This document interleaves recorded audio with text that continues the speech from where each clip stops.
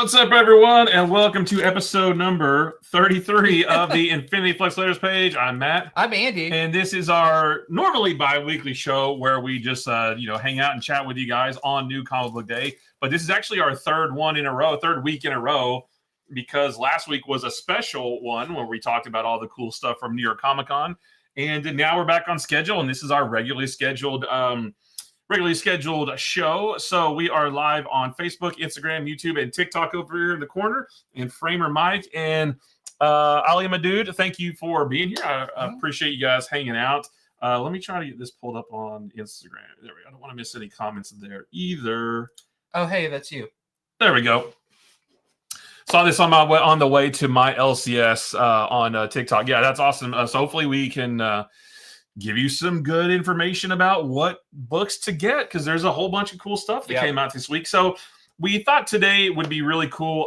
We had a post that we posted a few days ago about like what was your first comic or your first comic memory, and we had some really good responses to that. So we thought we'd run through some of those, because reading those comments, I was like, oh, that's a great one. Yeah. Oh, that's a good one too. Oh, what a classic story. So it'd be cool to go through some of those. But we are going to start first, like we always do, talking about our picks of the week. And I just grabbed mine. Yep. It is Just League Unlimited number 12. I love this issue. I love these time displaced heroes. And Hook-Handed Aquaman, there's some great moments with one character. If you haven't read it yet, I don't want to give it away, but it's really fun to see them in this, and a scene with Aquaman, kind of seeing how far he's come from his hook-handed days all the way up till now, and learning that he has a daughter. That was great. The stuff with Power Girl talking to her future self is great. Yeah. So yeah, this was a fantastic issue. Well, that's my number 2 for the week, but my number 1 pick, and I can actually show it because I didn't buy my books till just right before we started this, is Superman. Superman number 31. I thought this issue was fantastic. DCKO tie-in. We see all kinds of cool stuff with the Fortress of Solitude and great Lois and Superman moments. Very surprising ending that I can't wait to see how that all plays out. So yeah, that one is definitely my pick of the week. And I got to show this off because we didn't talk about it on any of the other stuff. We should have. I know. This is the Star Wars Hyperspace Stories Library Edition. So this is really cool. This collects all of the recent Dark Horse Star Wars Hyperspace Stories books. And I have 2 issues in here that I drew. So it is really cool. This is the fanciest book I've ever been a part of. So yeah, like there's my first one, starts right there. Plus, in the very end of this, it's got some cool back matter stuff, including concept artwork and stuff. My concept artwork and some early cover sketches and all of that. So if you're a Star Wars fan, pick this up. It's really, really cool. And yeah, I think we also have some on the website as well. So maybe I could sign one or something. I don't know. But yep, very, very cool. And very happy to be a part of this. That's good to know that that's not our only one, because I was under the impression that it came out later. And then when you showed it to me, I was like, oh, shoot, is that the only one? So I'm going to have to go back and grab that.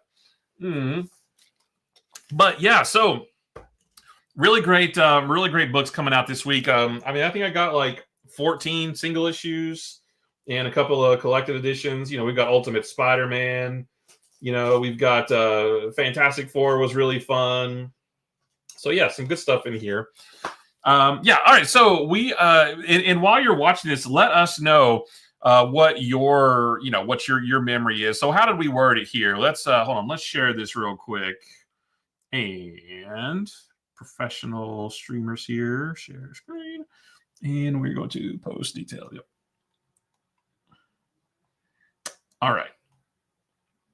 So this is how we worded it. We said, we here at Infinity Flux have had the pleasure of witnessing countless people discover the world of comics. Now we would love to hear from you. What comic, single issue, or series made you fall in love with comics? Let us know in the comments. So yeah, before we go to those, like what was yours?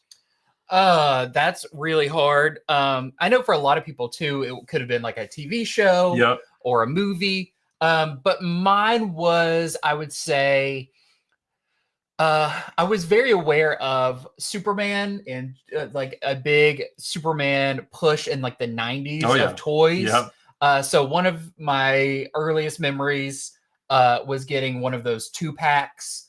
I think it came with I don't know if it was the Superman Doomsday or Superman and a random other. I don't remember who the villain was, but it came with a Superman comic in there.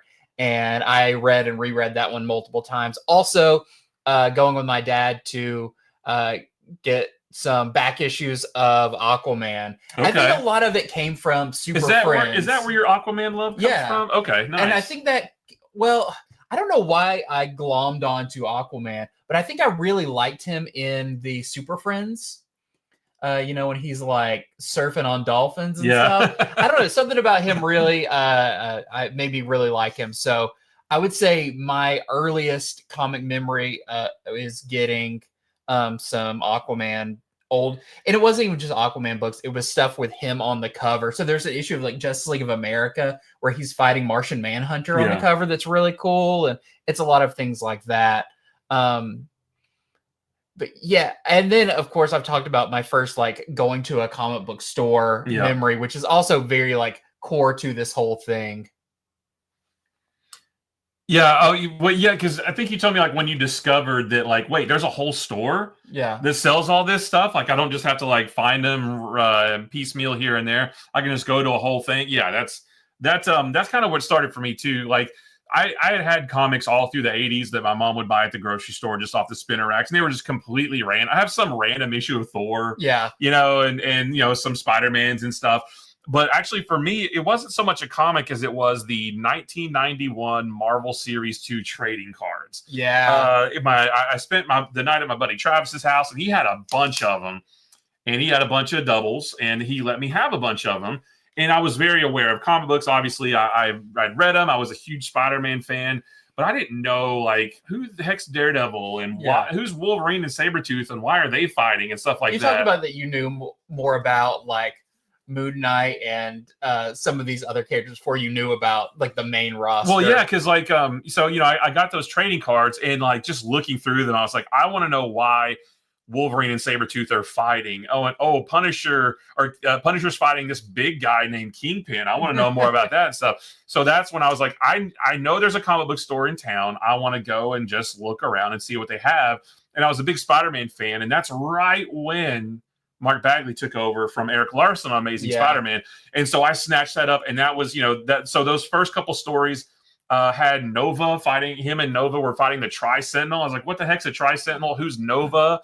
I was like, the round robin story had Moon Knight and Night Thrasher and Punisher. So I knew more about those guys than I did, like, I don't know, Captain America or Iron Man or something, So I knew those I know those characters from like watching the old animated series from like the 60s and early 70s where they just animated some of Jack Kirby's panels. I used to rent those. Oh, those were, they're corny looking at them now, but at the time it was like, that's kind of the best you got. Yes. Well, yeah, I used to rent those VHSs from the video store over and over and over because I was so enamored with them, but like I didn't really know the deep lore behind all these characters. And so it was those trading cards though that just sort of like kicked the door open, and from there I was like, I want to be in this world, and I never left. Did those have like the power levels on the back? I love stuff like that. I got the Marvel Encyclopedia books that had all that stuff in it. So I had the X-Men one, and I had the is X-Men like then like an in general Avengers one. And I remember just going through those and being like, who's that? Yeah. And who's Dupe? He's got 5 stars on everything. Yeah. He must be really strong, but I love stuff like that. Yeah. So and so from then on, got the Series 3 cards, Series 4, the Marvel Masterpieces, and so it's funny, you just need like the one spark to light the flame, basically, and it can be anything, and then you never look back. All right, so let's look through some of these comments though, because some other folks have some really cool stuff in here too. Let's see. Let's go back here. Yeah, so our buddy Pete Patron, Death in the Family in 1988 changed my life as an 11-year-old, and that's a great story. That's the death of Jason Todd, right? When you're the age of the character that people are calling about. Yeah, for sure. And I do remember, I didn't know like all the nuances behind everything at the time, but I do remember the 900 number that you could call to vote. Yeah. And I always thought, is this real, or are they just like gonna pick whichever ending they want and just say that that's the one that won? I feel like there's still some debate. I mean, they said that page was drawn. Well, it was. I mean, yeah, and we've seen it. Yeah, but wasn't there like somebody like just like automated call that kept? Oh, somebody did say that. I think. Yeah, that kind of like forced it one direction. Yeah, and I think they said like it came down to a margin of like 70 something votes, I believe. Yeah. Yeah, so that's, but yeah, what a cool story. I used to have an old trade paperback of that, like a really old printing, and it just had like the 4 issues in it. But yeah, that was pretty. I mean, would that happen today? Would you have a comic story today where a bad guy literally beat a kid to death? I don't know. I don't think in a Big 2 comic. Not a Big 2 comic, right? Because actually in the Hello Halloween book from Boom that came out today, like there is some pretty disturbing imagery of kids getting hurt. Yeah. But yeah, in a Big 2 book, I don't think that you would see kids getting hurt today. Robin died and Larry the Lobster lived. Go figure. Yeah, I mean, I feel like that DC just did whatever they wanted to do. Yeah, and they just said, "Oh, they just happened to work out that way." I don't know that I'll ever believe that for sure. So someone else says Uncanny X-Men 251, and oh my gosh, yes. I mean, that's just one of the most solid covers and everything. It was homaged in the movie. Mm-hmm. I mean, yeah, that is a great. So 251.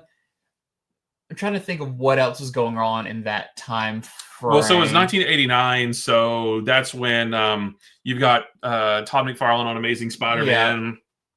Yeah. What else was going on? Like Peter David's Hulk.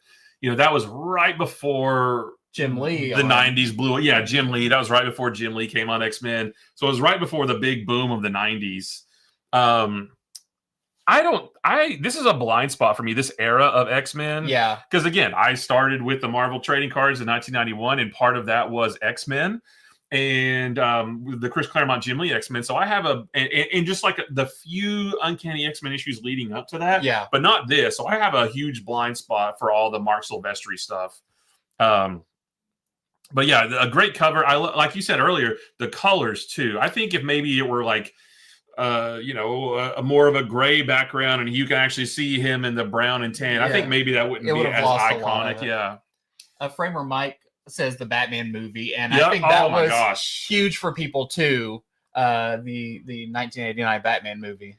I still wish, I know I've said it before, but I still wish that I feel bad for people who didn't get to experience the Batman movie in 1989 because before that, I mean, sure, Batman, we had Dark Knight Returns 3 years earlier, and that was a big comic book, but I don't know, it's just like the Batman movie changed the game. Like that summer, there were bat symbols everywhere. Mm. There was bat everything. I mean, cereal and trading cards, marketing push. Yeah, I mean, it was humongous. I don't think I've ever seen a marketing push like it, even now. Star Wars Episode 1 had a pretty massive marketing push. Actually, that would maybe be the only thing that could rival it, I think.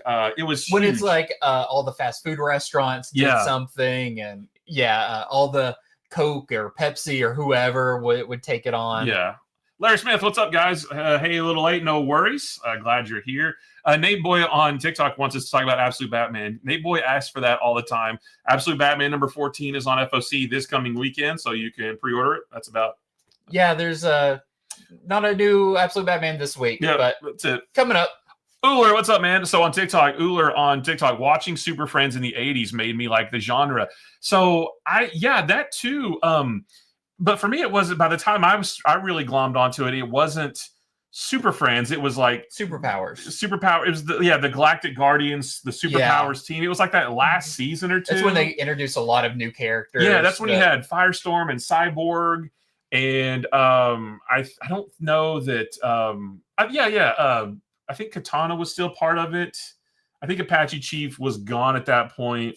But yeah, so I'm with you, Uller. Those last couple seasons of Super Friends, when it became like the Superpowers team, and then of course you had the action figures right behind it, and I had a bunch of those action figures. So I think those figures also did a lot for people because, you know, how else would a kid be aware of Darkseid? Right. And some of those, you know, if they'd never read a comic, but it introduced a lot of those characters. But yeah, I watched Super Friends, of course, in rerun. But I always remember getting excited because there were some characters that only appeared for like an episode or two, like Green Arrow. Wasn't like a mainstay, but this is the Green Arrow episode was always really, really cool.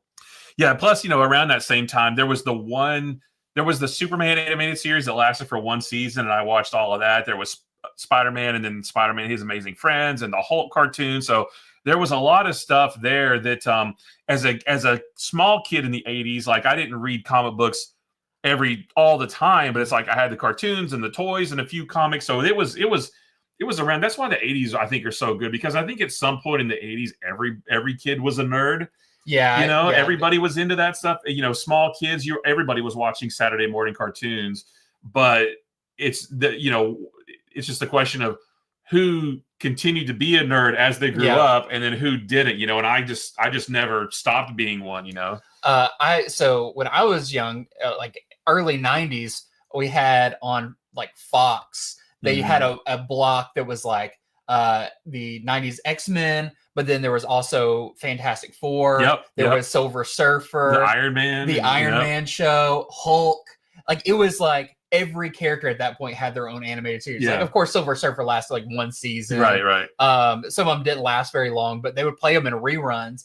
And that was just, I don't know. And of course, Spider-Man. I don't know if there was any X-Men too. I don't think there was anything more exciting than that block of TV that was just like, you know, one after another, and you turn it on, and it doesn't matter what episode it was going to be action. You know, especially that Iron Man show with him in his weird suit, and that was so cool. Well, you know, that Iron Man show went through a couple changes. In the beginning, it was weird because that's when they were first trying to use CG. Yeah. So like when he would put the armor on, it was that weird CG cutscene, but then it went back to animation, and that was weird. But then the second season they changed it up, and they got that epic animated the epic opening, and then that's when they brought in War Machine and Force Works and all those guys, and he had the armor was a little bit weird because it could just like change to whatever it needed to be, but that allowed for a lot of toy sales, and I had a lot of those toys too. So that's also the toy lines that went with all of those. You know, I still think that's the best Spider-Man packaging is that purple packaging. That's why I love those new retro carded ones so much, and I haven't opened any of them. Those are so cool. Uller says, I remember walking through a store and there was a 20 pack of comics and saw Savage Wolverine, and it was cool. I remember getting some of those big packs of comics at Toys R Us. Toys R Us had those, and I got like first appearance of Harley Quinn in one of those. I got second appearance of Deadpool, because at that point they were just throwing stuff in there before those characters had taken off. So I'm sure there's people who like really doubled their money from some of those comic packs. But they weren't even like, they were in a blister pack. They were like a long blister pack with like double peg hooks or something.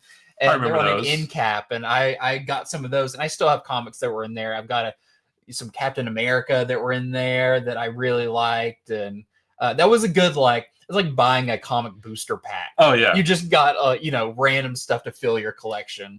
One of my favorite stories about getting a pack like that is my dad used to own a convenience store with a spinner rack full of comics, and they would get new ones in all the every week or so. And this is before I knew much, and I was looking through them, and there was one of those packs, and you'd kind of like try to pull the packs apart, and I could see in the middle it said Amazing Spider-Man and then the number 4. And I was like, oh, that's weird. So I went home, opened up my Wizard magazine, and saw Amazing Spider-Man number 4. Holy cow, that's worth a lot of money. So I called my dad when he was at work. I was like, hey, Dad, it's on the top row. Can you buy that and bring it home? Because there's a comic in it that's worth a lot. And then I opened it up, and it was I think it was Saga of the Amazing Spider-Man, which was a 4-issue deal. that or maybe Amazing Spider-Man Index or something, where it was like like an encyclopedia of Spider-Man, and it was issue number 4 of that. And I was like, oh man, that's not the right one. That's not the old one from the 60s. And yeah, I'm sure now if you saw that, you could tell from the corner. You're like, oh, that's absolutely, definitely yeah, not. That's definitely not it. Yeah. But when you're a kid and you see a number 1 on something, whatever, you're like, whoa, this must be big. Yeah, it's like when people say like, oh, I've got a Spider-Man number 1, but it's like maybe like the Todd McFarlane Spider-Man number 1 from the 90s, which is like, hey, that's a cool book, but it's not really, it's not gonna Spider-Man. You're not gonna get rich off of it. All right, so going back to the comments, because I really had a good time looking through some of these. Let's see. Let's go back here, and there we go. Let's see. I had a bunch of. Oh, that was me. I had a bunch of random comics. Yeah. I like this. Yeah. This guy's story sounds like mine. Yeah, this guy knows what he's talking about. So Dale Keown and Peter David's run on Incredible Hulk, that was coming up when I was coming up in comics too, like the Smart Hulk. I love that era when he's on the cover. He's got big guns and stuff. Yeah. I really like all that. Captain Millennium, who hangs out with us here on the show sometimes, the original Ultimate Spider-Man, which is a great one. I had always wanted to read comics but didn't know where to start. In 2018, I decided to give it a try as the only thing I knew. Let me blow this up too. As the only thing I knew was it was a complete story. I knew somewhere there was a Peter Parker who met an infamous fate. I was hoping it wasn't Ultimate Peter. Boy, was I wrong. But it made me love the story all the more for the heartbreak. And yeah, every time somebody asks me for Spider-Man reading recommendations or where to start, the original Ultimate Spider-Man is one of my go-tos. Yeah, I think that's, better than telling people to go back and read original 60s Spider-Man. Mm-hmm.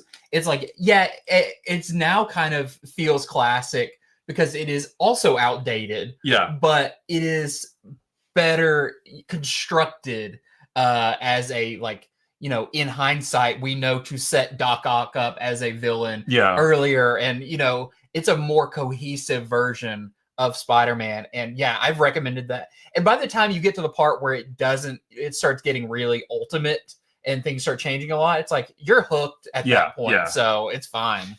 Yeah, it's one of those where it's on your pull list. You're buying it automatically. You don't even know.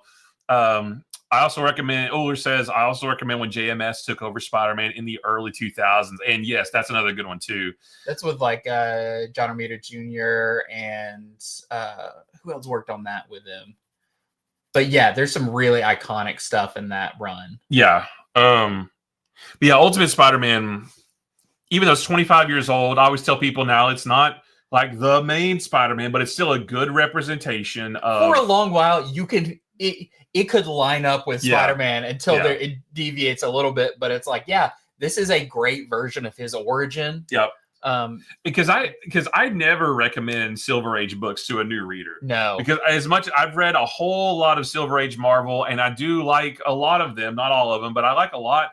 But those things are hard to read. Yep. And if a brand new reader thinks that a modern day comic reads like a Silver Age comic, they're going to bounce real fast. So I always try to pick something. I always tell people that, like, you have to find what you love first and get really involved in it, and then have the desire to want to go back and see, how did all this start in the first place? Yeah. So I never recommend Silver Age to start with. No disrespect to the greats, Stan and Jack and Steve Ditko and Don Heck and all those guys, but Gene Colan. I mean, no disrespect to any of those guys, but Wally Wood. But I just feel like those by today's standards, those books can be hard to read. Our way of reading has changed quite a bit. Now, if you want your books to last longer, it'll take you a good hour or so to read one of those. Yeah. I used to have I don't remember where I got them. It was a pack of CD-ROMs that had like 30 years worth of Amazing Spider-Man comics on them. Mm. You had to put the CD in and click it, and it was Marvel Unlimited, but it was on CD-ROM. It was official too. It wasn't a bootleg. I mean, it was an official product, and I used to carry him around in a CD case. I would take him to work like 20 something years ago when I would read them on my lunch break, because that's, I was like, I can just bring the entire library on my disc with me and put them in. So that was really cool. Uller says Ultimate Spider-Man made me fall back in love with comics. I think it did for a lot of people. I think, that Ultimate Spider-Man at that time was what Marvel needed. It was kind of the kick in the pants that really brought them back up. Yeah, especially after the, kind of the crash of the 90s and that kind of thing. They needed a little bit of a shot in the arm, and Ultimate Spider-Man did just that. Larry Smith says, do you know if we are going to get an Amazing Spider-Man with J. Scott Campbell interiors? I don't think we'll ever see J. Scott Campbell interiors ever again on anything. Unless the most thing I think you would see J. Scott Campbell on would be if he did a new Danger Girl or one of his own properties. Although I'd like to retract that statement, because didn't he do wasn't there an anthology book that came out within the last year that he did like 3 pages on? I don't remember what it was.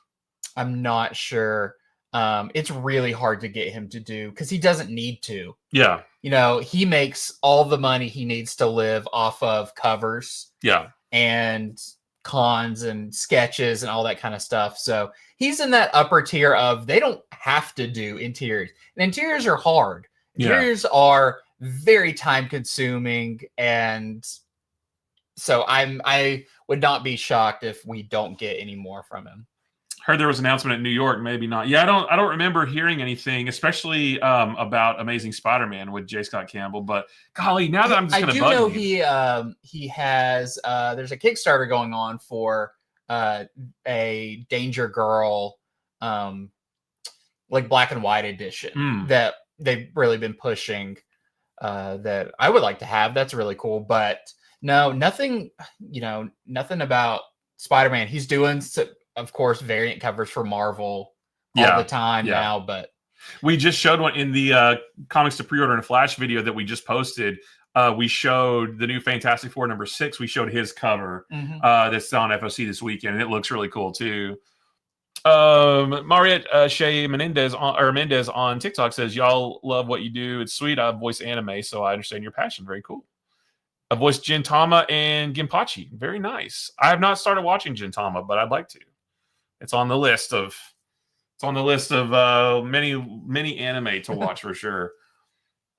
Golly, that's gonna drive me crazy. I'll have to look maybe on like Comic Geeks to see. He did some interiors. It was like 3 pages or something, and it was real short.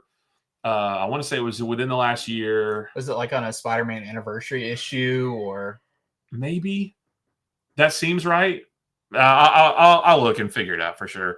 Going back to this, Chris Carty says, as a kid growing up in the 90s, I was spoiled by big events, letting several franchises sink their claws into me. I would say Death of Superman was a big one, and then picking up Maximum Carnage issues at the grocery store, reading Nightfall, and then Claremont and Lee on X-Men. So yeah, that's just a murderer's row of big 90s books too.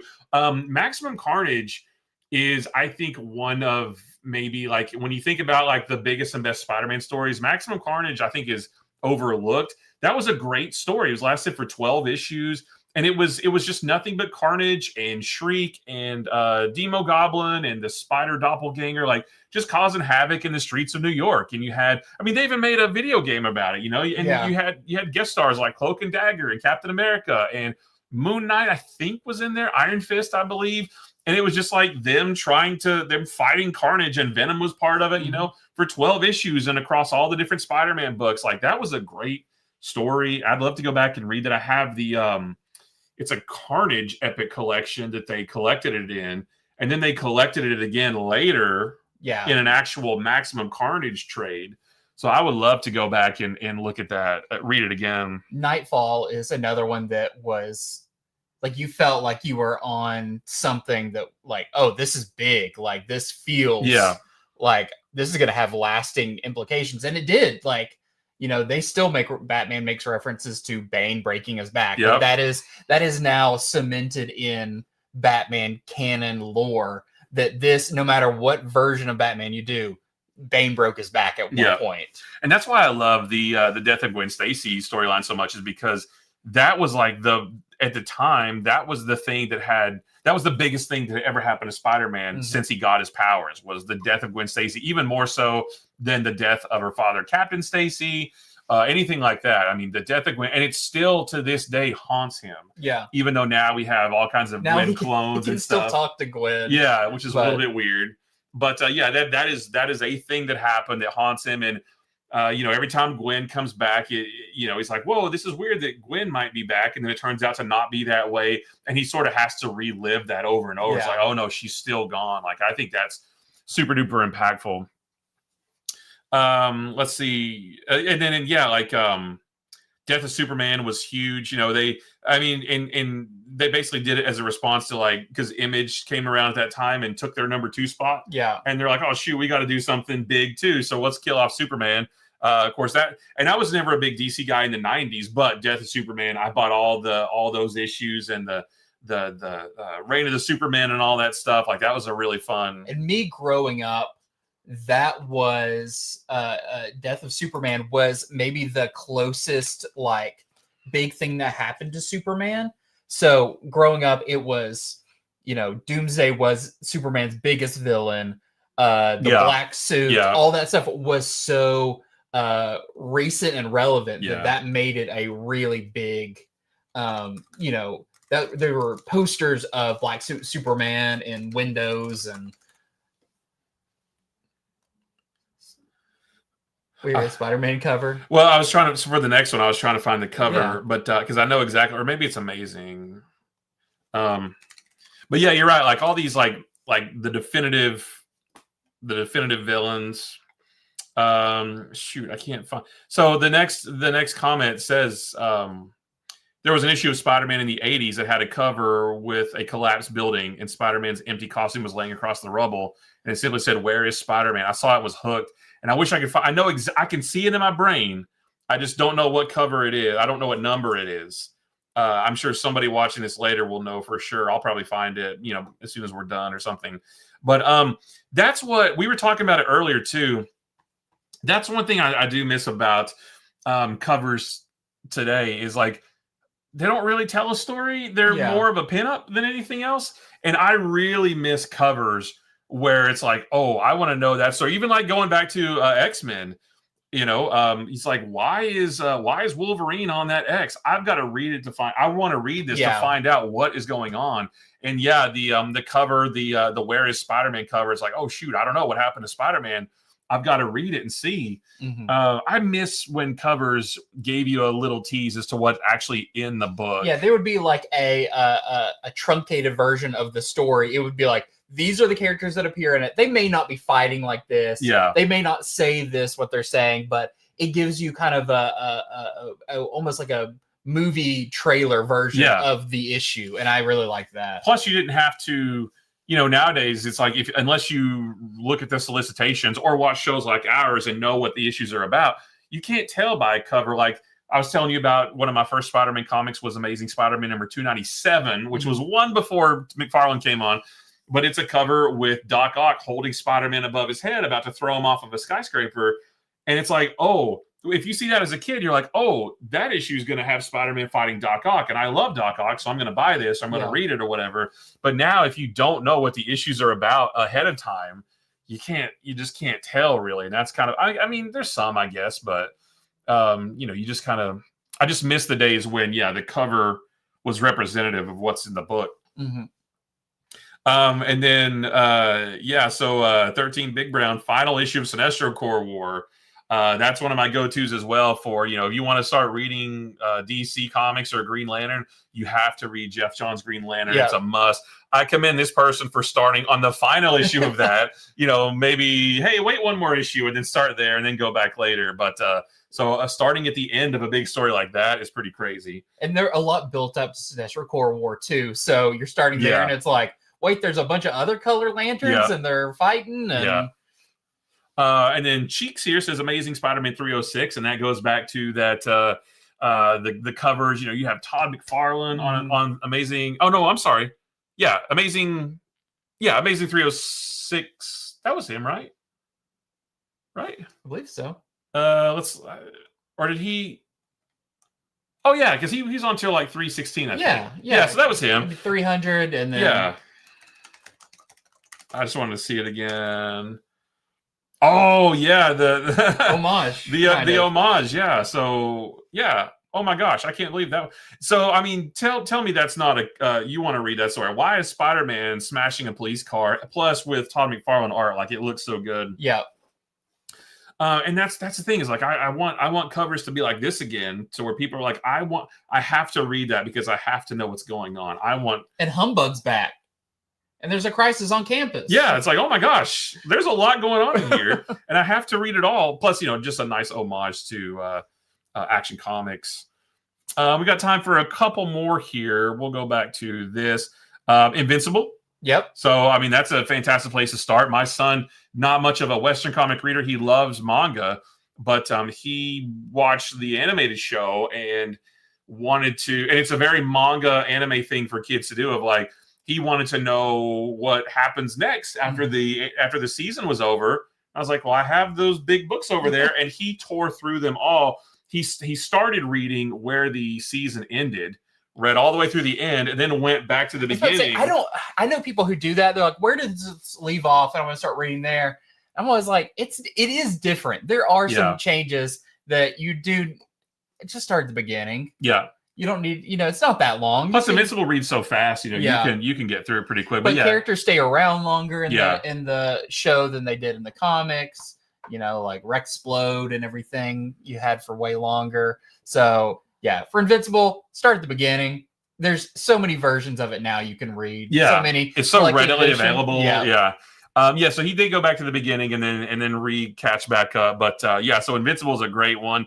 And finally, we have Hector that says Immortal Legend Batman, which is brand new. I just got into comics, and Batman is the best. And just add him in a Power Ranger suit was just enough to get me into comics. And something like that too is like, hey, maybe you take a couple of different things, like maybe somebody's into Power Rangers, and then all of a sudden, oh wait, Batman looks like a Power Ranger. I mean, that's kind of neat too. Immortal Legend Batman is pretty neat. The issue that comes out today is very well done with a cool, like, it's a little bit interactive. So yeah, that's a great that's a great way to start too. And people, the cool thing is people are still finding comics all the time. Like on my TikTok live streams, it seems like every live stream somebody's coming in. It's like, hey, I'm new to comics and want to know this or that. And it's so cool. I love hearing about people like just getting started, but I also do love hearing, about stuff like this from the past. It's like, oh my gosh, those are great stories. And yes, I can absolutely see how that would have hooked you back then. So that was a cool trip down memory lane. Let us know if you watch this later. Let us know in the comments, like, what was your comic that got you hooked?